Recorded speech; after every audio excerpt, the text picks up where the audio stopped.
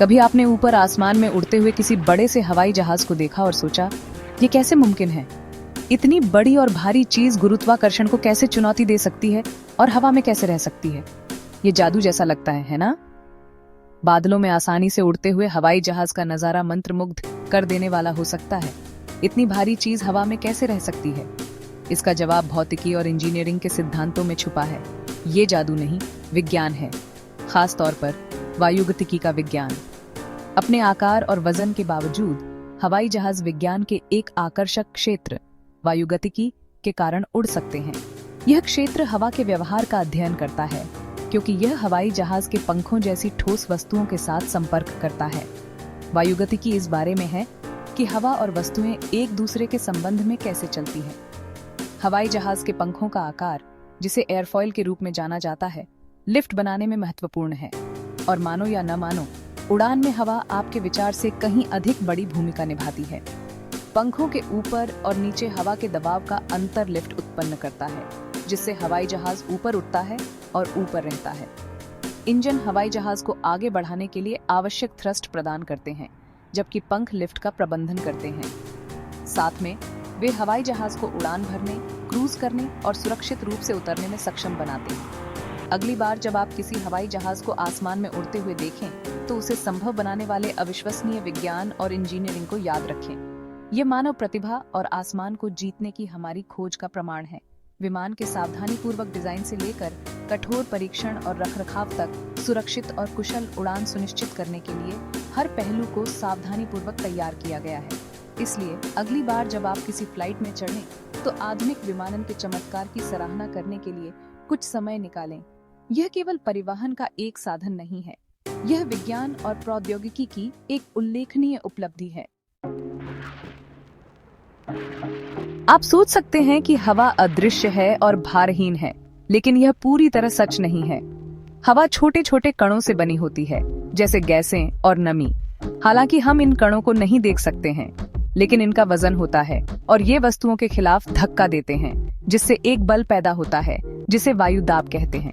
जब कोई वस्तु, जैसे हवाई जहाज, हवा में चलती है, तो वह इन कणों के साथ संपर्क करती है। यह संपर्क विभिन्न बल बनाता है, जो वस्तु पर कार्य करते हैं। यह समझने के लिए कि हवाई जहाज कैसे उड़ते हैं, हमें इन बलों को समझने की जरूरत है। उड़ान में सबसे महत्वपूर्ण बल को लिफ्ट कहा जाता है। लिफ्ट ही हवाई जहाज को जमीन से ऊपर उठने और हवा में रहने देती है। लिफ्ट के बिना उड़ान असंभव होगी।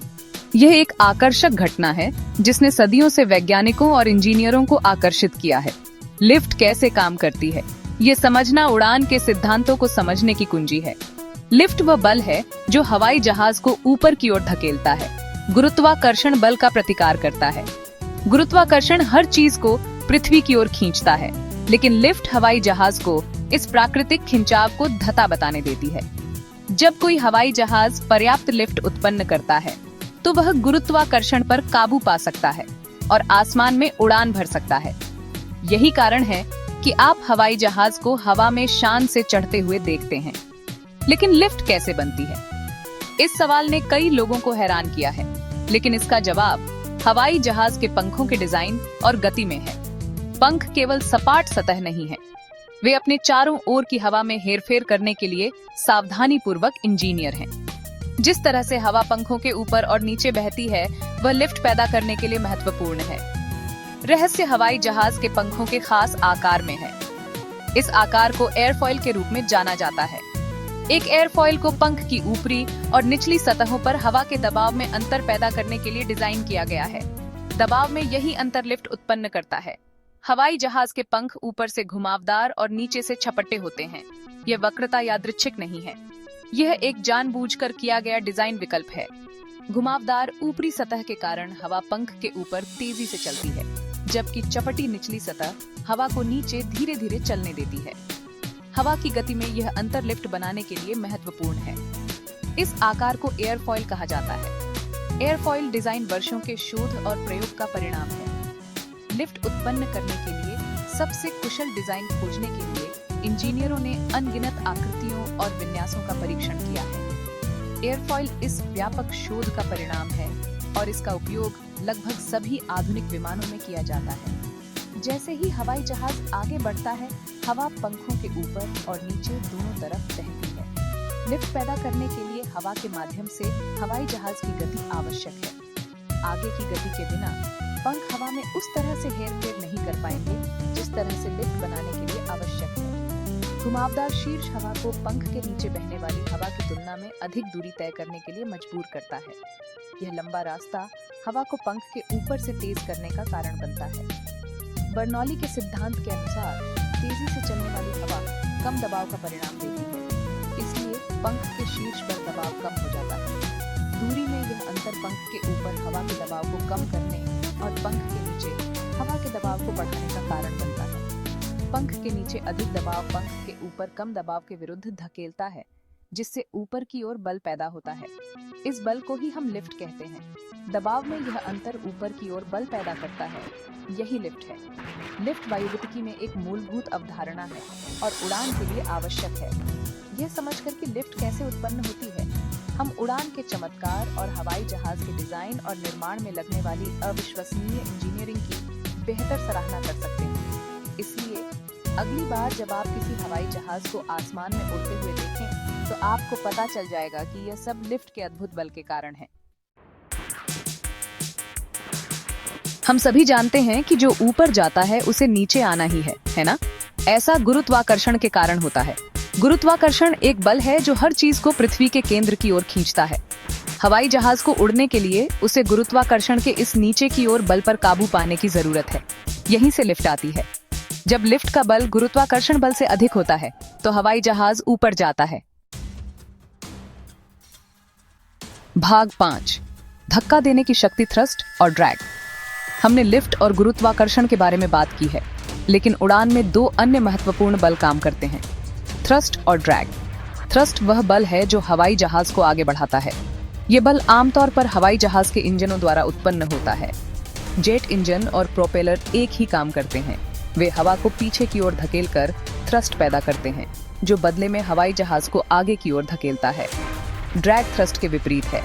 यह वह बल है जो हवा में हवाई जहाज की गति का विरोध करता है। भाग 6, साथ मिलकर काम करना। ये बल हवाई जहाज को कैसे उड़ाते हैं? तो हमारे पास 4 बल हैं। लिफ्ट, जो हवाई जहाज को ऊपर धकेलती है। गुरुत्वाकर्षण, जो इसे नीचे खींचता है। थ्रस्ट, जो इसे आगे बढ़ाता है। और ड्रैग, जो इसे वापस पकड़ कर रखता है। ये बल उड़ान के विज्ञान के लिए मूलभूत हैं और इन्हें समझना यह समझने की कुंजी है कि हवाई जहाज कैसे काम करते हैं। लिफ्ट हवाई जहाज के पंखों द्वारा उत्पन्न होती है। पंखों का आकार, जिसे एयरफॉइल के रूप में जाना जाता है, ऊपरी और निचली सतहों के बीच दबाव का अंतर पैदा करने के लिए डिजाइन किया गया है। दबाव में यह अंतर ऊपर की ओर बल पैदा करता है, जिससे हवाई जहाज आसमान में उठ सकता है। दूसरी ओर गुरुत्वाकर्षण एक निरंतर बल है जो हवाई जहाज को पृथ्वी की ओर खींचता है। यह हवाई जहाज का वजन है, जिसमें उसके यात्री, कार्गो और ईंधन शामिल हैं, जिस पर गुरुत्वाकर्षण कार्य करता है। स्थिर उड़ान बनाए रखने के लिए पायलटों को हमेशा लिफ्ट और गुरुत्वाकर्षण के बीच संतुलन के बारे में पता होना चाहिए। थ्रस्ट हवाई जहाज के इंजनों द्वारा निर्मित होता है। चाहे वह जेट इंजन हो या प्रोपेलर, उद्देश्य एक ही है, आगे की ओर बल उत्पन्न करना जो हवाई जहाज को हवा में ले जाए।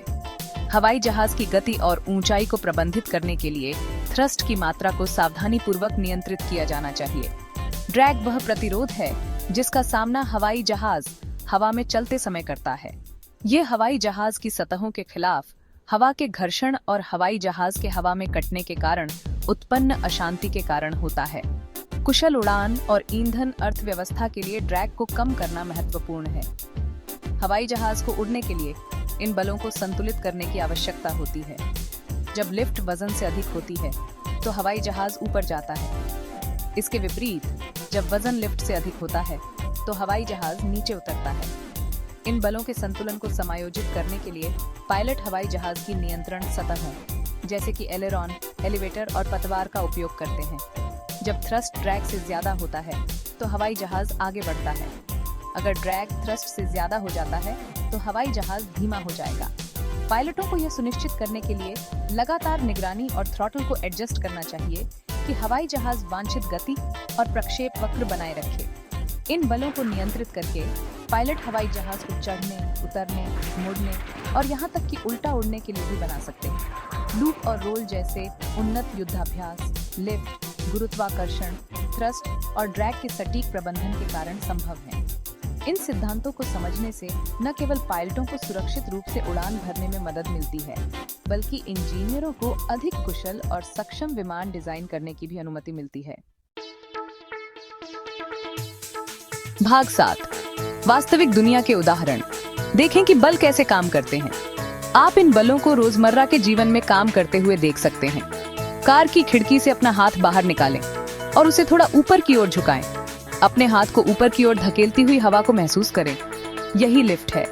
अब अपने हाथ को कटोरी बना लें और उसे आगे की ओर ले जाएं। आप हवा के प्रतिरोध को महसूस करेंगे, जो ड्रैग के समान है। हवा में उड़ती पतंग इन बलों के एक साथ काम करने का एक और बेहतरीन उदाहरण है। भाग 8, उड़ान का भविष्य आगे क्या है। विमानन की दुनिया लगातार विकसित हो रही है।